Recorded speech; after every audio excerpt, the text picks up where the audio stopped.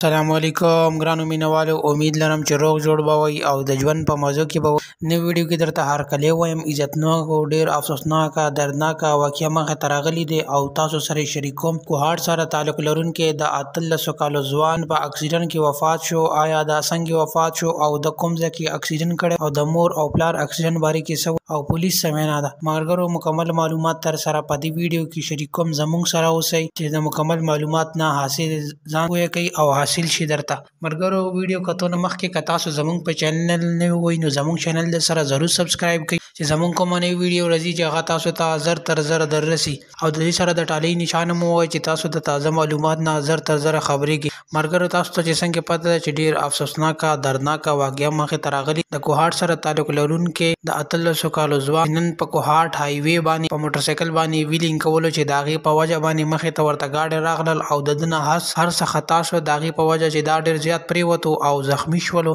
او زخمی حالات نه بیا د اسپتال ته وړل، خو د ده حالات ډېر زیات خراب و ځکه چې په اکسیډنټ دوران کې دا په زړه باندې لګېدلی او په سر باندې لګېدلی چې د هغې په وجه خلکو او د ده نه ډېره زیاته وینه لاړه وه چې د هغې په وجه هغه خلکو وی چې بس دا وفات شو. خو چونکې د سره وروسته بل کس هم هغه ښه و، هغه محفوظ و، هغه دومره نقصان نه و شوی، خو دا په سر باندې لګېدلی و په روډ باندې چې د هغې په وجه د حالات ډېر زیات خراب. د هغې نه بعد د اسپتال ته وړل، خو دا په لرې کې وفات شو او هغې نه بعد کور ته راوړل او پولیس هم دا ظاهره کړي دی چې دا ویلینګ کولو دته 2-3 ځله موږ پارچه ورکړه، خو دا مور پلار نه پوهولو د هغې په وجه باندې چې دا نن وفات شولو. ملګرو، زموږ په معاشرې کې دا شی ډېر زیات دی. د دې لپاره پکار دی چې حکومت څه داسې پالیسي جوړه کړي چې دا ویلینګ ختم کړي. ملګرو، تاسو به زموږ ویډیو خوښه شوي نورې ویډیوګانو لپاره چینل ضرور سبسکرایب کړئ. والسلام.